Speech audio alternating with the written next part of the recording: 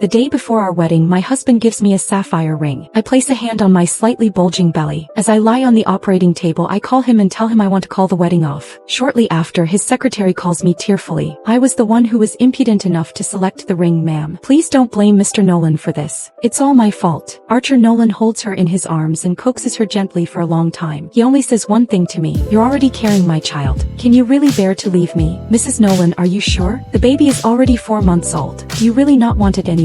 No, I answered determinedly. I could still hear that wretched woman's voice and another familiar male voice comforting her over and over again on the other end of the phone. I hung up and closed my eyes calmly. The surgery was a long one. When I finally opened my eyes again, I saw that the fetus taken out of me was now laid out on a metal tray. Its form had already taken shape. I hurriedly closed my eyes again. However, I could feel the tingle in my nose, reminding me that I couldn't deny that this was now my reality. I had killed my own child because of a man who hadn't been worth any of my time or effort. My phone vibrated next to me. It was a text message from Archer Nolan. Are you done sulking? You're already so old, yet you keep acting like a spoiled child. Don't keep thinking that the world revolves around you. You'd better know your place and stay there, Celine. It was just a few sentences, and yet, since they came from Archer, I knew exactly where I now stood in his heart. Jacqueline Willow was quite pretty. Most importantly, she was still very young. She graduated from an Ivy Standard college and came from a wealthy family background. Meanwhile, my age was starting to catch up to me. Although I'd done everything I could to help Archer succeed with his company, he still never had a good word for me and often made fun of me. I blocked all their contact numbers on my phone. Maybe this way he'd stop saying that I thought too much about myself. Whether I died or survived would have nothing to do with them anymore. I sent the tiny fetus remains to be cremated. This was probably the first time the crematorium had ever received such a request. They looked at me with curious, suspicious eyes. The raging fire reflected on my face. The flames never came close to me, but somehow I felt a stabbing pain on my face.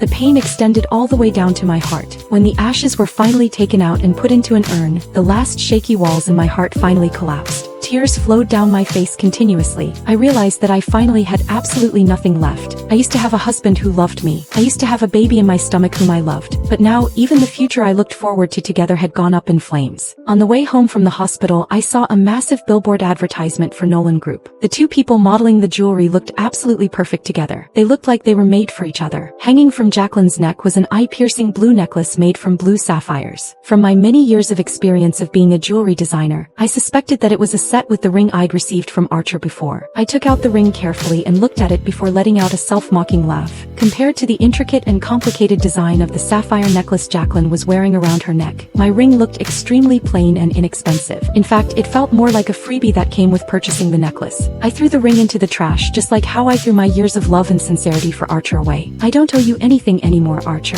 The next morning, I was rudely awakened by the incessant loud ringing of my phone. I sleepily opened my eyes and answered the call. At once, Archer's loud roars could be heard through the phone. Celine, what's your problem? The wedding is going to start. Are you trying to humiliate me in front of the rest of my family? It had already come to this, and yet, Archer was still only thinking about his image and reputation. Nolan Group had invited press and media to attend the so-called wedding that was held just for the sake of it. So, what did that have to do with me anyway? I remember telling you yesterday that I wanted to call the wedding off. What's the point of throwing such a big fuss? Archer demanded, still not letting it go. If you're unhappy about the wedding gift, then just tell me about it. There's no point in you threatening me in such a useless and roundabout way. If you really don't want to marry me, there are plenty more women in the world who can't wait to get with me. Don't think that you're so important that I can't have anyone else other than you. You have exactly 1 hour to get to the wedding venue. If you don't arrive in time, don't you ever dare show your face before me ever again. Archer then hung up after the threat without giving me a chance to explain myself or even get a word in. I stared at my phone in shock.